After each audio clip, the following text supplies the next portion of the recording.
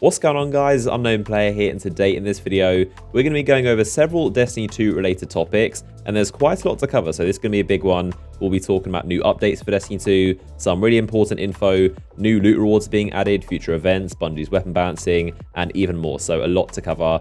We're going to begin with the next update for Destiny 2, some new info about it, which is going to be arriving next Tuesday on the 3rd of October, and also the update after that, so a lot of really cool fixes, changes, and additions in here, and also some important info worth knowing about until these updates arrive.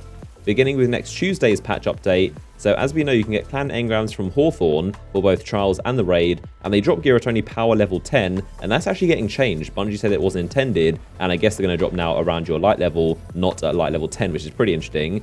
A big one is that the quest for the exotic Legend of Enquiries is being fixed. It currently requires, I believe, 14 raids to actually get enough Highness seals, which was a bug, but now they're fixing the quest to only require 10 seals, so unless they also change how the seals drop, you should be able to complete this step in only 2 raids total, so it's nice to see that getting fixed, and of course, we're one step closer to that final version of the weapon. Of course, the next step is to complete the Prestige version of the raid, so when that launches, you can get the final version of the Legend of Enquiries. So we also have info on things they're working on for the update after this one. So they're working on some things with Sony to fix the PS4 crashes. Now, something interesting is that they're also working on a fix for an issue where Cade's chests, Lost Sectors, and Planetary chests are not dropping rewards. This is something I've mentioned in previous videos, how they have a lockout mechanic in place that basically stops the Planetary chests from being farmed like loot caves, but Bungie are implying this shouldn't be happening on Lost Sectors and Cade's chests, just the Planetary ones. This is apparently going to be fixed soon in this next future update. Now, they've also identified the issue that's causing us to lose our raid keys, and that is if you sign into a second character but haven't logged into your main one since the reset, or if you make a new character, those raid keys can be taken away from your main. So they're working on a fix for it, and they said in the meantime, some really important info to make sure you don't lose any more keys. They said, we advise players to sign in on all characters or inspect all characters in the Destiny companion app before you complete any checkpoints within the raid after the weekly reset. So it is pretty confusing as a statement, but they're saying essentially sign in after every reset before you do the raid on every character, and that should stop you losing your keys until they fix it in the update after Tuesday's one. So pretty good they told us that until it's fixed, but a lot of cool things in these updates nonetheless. So next up, Bungie also added some new faction weapons into the database. There is a ton of them, so I wanted to go over some of my highlights and the ones that I think are either going to be really good or quite interesting. So the first 4 factions, we have a new Monarchy sword, and the really weird thing is there's no Dead Orbit or Future War Cult sword, and every weapon has been added to the database, so I doubt there are more that they're holding back, but new Monarchy seems to have the only sword, and his perk is On Guard, which is getting kills quickly. After swapping, it does more damage, so it's a pretty cool perk. They've also got a sniper rifle in the adaptive archetype, which is basically the best one, and this one's got a short range scope, fast reloads, and snapshot, so this thing's going to be really, really good in Crucible. They've also got a hand cannon called the Older Sister, and this again is the adaptive archetype, which is the best one for hand cannons, and this one increases the mag size with rapid kills, so this one could be really good in PvE. Now, something pretty weird about New Monarchy is they also have another Hacker Scout Rifle, and it's also in the High Impact archetype, so I'm guessing this is going to be in the energy slot because you already have a Kinetic Scout from them, but the weapon itself is probably going to be quite trash because the main perk is Hipfire, which no one should ever do on a slow rate of fire weapon, so it's not great perk-wise, but it could be an okay gun as its kind of base model. Now, a weapon from Future War Cult that caught my eye was a sidearm, and this one could be pretty good too. It's going to have high caliber rounds and Zen Moment, so maybe this will be the version 2 of the Wormwood from Future War Cult again. And there's also a Dead Orbit Auto Rifle looking very nice. It's the fast rate of fire, and its main perk is going to give you more movement speed and aim assist while aiming down sight, which is pretty good, so more strafe speed, which is always helpful inside gunfights, and also, of course, aim assist, which is always helpful. So in the future faction rallies, there's going to be plenty more weapons worth grinding for. So let's talk about future faction rallies and how it's all going to work. Bungie said they aren't going to detail yet who's in the lead, and we'll find out next Tuesday, the same day as reset, and also when that update I talked about first goes live. So from Tuesday, the first week of Faction Rally ends, and this begins a new kind of different week called Victory Week. During this time, you can actually buy the winning faction's weapon, of course, and if you are pledged to that faction, it's going to cost you 1,000 glimmer to buy the weapon. If not, it's going to cost you 50,000. So during Victory Week, you can no longer earn faction tokens in the world, so the explosives are going to disappear from Lost Sectors, and those public events won't happen anymore, the special ones. But you can, of course, still turn in any tokens you've got left over with the vendors for engrams just as normal. Now, any faction engrams that have been earned but not decrypted at the end of Victory Week are going to be automatically decrypted for you, and the stuff is going to go straight to your inventory, so you can't save them up. And also, your unused tokens will be wiped at the end of Victory Week. Now, one thing I thought of which would be really cool and would make perfect sense is if during Victory Week, the winning faction has their flag all over the tower. So of course right now you've got all 3 flags, but you could swap out the 2 losers to make all 3 whoever won. So imagine if Future War Cup won in the entire week, the tower is just covered in these FWC flags, and it's sort of the winner rubbing in everyone's faces the fact they won. So I hope that happens. It would be really cool. Now, something not too surprising is that Bungie did say that Faction Rally is going to be a recurring event, and it is going to return in the near future. Now, they didn't specify if it's going to be a monthly event, but seeing as it is basically a 2-week event, I feel like it could be monthly, even every other month, with Iron Banner kind of swapping in between. So maybe this month was Faction Rally, the next one will be Iron Banner, and it basically alternates like that. It could be a possibility, or maybe they're both in every single month, but we don't know for certain just yet.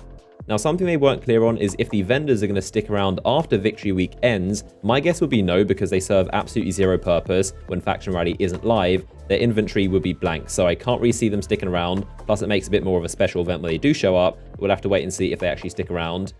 So next up, let's talk about the ever-present topic of weapon balancing. So the Bungie Sandbox team has begun reviewing data for the game, but mainly about weapon usage, of course, to see if there's any weapons that's being crazy overpowered, like the Cerus regime back in Destiny 1, and anything that needs to be buffed or nerfed.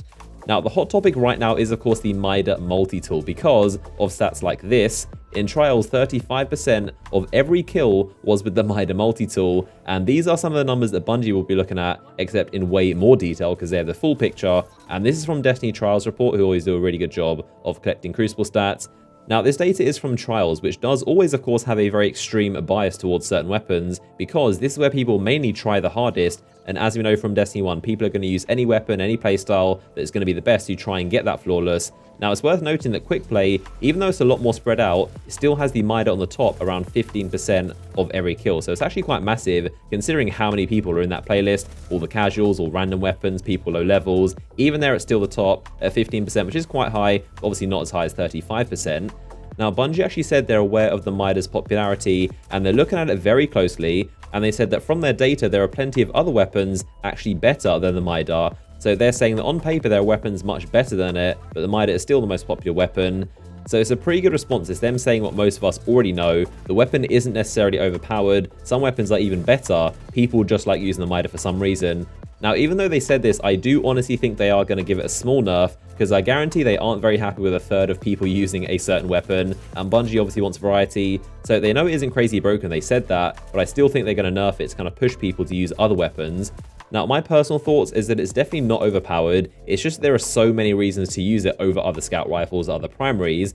Firstly, it's one of the best handling weapons in the game, meaning reload speed, aim out sight speed, draw speed, and aim assist. It's just an amazing feeling weapon, definitely always kind of satisfying, and it's just got really, really good handling. It's also got high caliber rounds, which of course has been one of the best perks in Crucible history, and there's also a pretty huge one, which I think is the radar not going away. This one has third eye built in, so this is huge, seeing as the radar was made even slower in Destiny 2, so a weapon that keeps it is going to be game-changing. Now, on top of that, there's also the fact it's one of the easiest weapons to get in the game. Basically, everyone does the Mida quest to raise their light level, and everyone has it. And then finally, one of the biggest reasons is that it's so familiar. It's basically a safe option. Pretty much anyone who played Destiny 1 would tell you the Mida was one of the best weapons in that game for Crucible. So if you then see this weapon is now in Destiny 2, and you've got no idea what any other weapon is, you're going to go to a safe option, especially when it comes to something as important as Trials and wanting to go flawless and not waste your time. You're going to use a weapon that's familiar to you, such as the Mida. So the veterans are going to use it, and then all the new players are going to see the veterans using it, get stomped by them, and follow along. So it's kind of got this snowball mentality.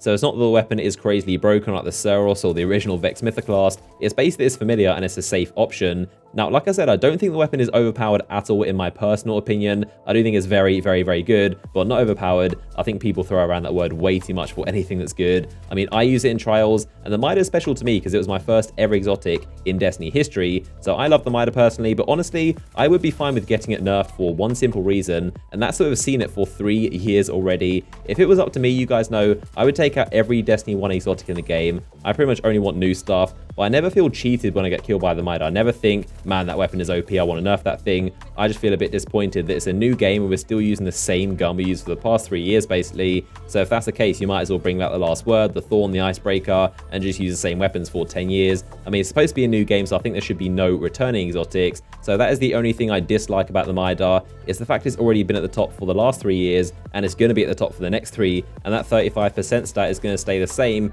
if not get bigger, unless Bungie give people a reason to use other weapons. Now, if I was to place a bet on how I think Bungie is going to nerf it, hands down, I think they're going to remove or nerf high caliber rounds, because the funny thing is that that's exactly what they did back in Destiny 1. To be honest, I have absolutely no idea why they decided to put it back on the Mida for Destiny 2, but this perk is the real icing on the cake for the Mida, and I do think they're going to remove or nerf it, but I highly doubt they're going to touch its damage or range or anything like that. But let me know in the comment section, what do you think of the Mida? Do you think it should be nerfed? Do you think it will be nerfed? I know there's going to be a massive debate, but try and keep it civil. There's no need to give each other death threats over a video game, but I want to see some logical and well thought out comments. So we had a lot to talk about today. If you enjoyed the video, a like rating down below would be awesome. If you want to watch another Destiny 2 video from me, then click the image on screen right now to be taken to it. As always, I appreciate you guys watching, and I'll see you guys in the next one.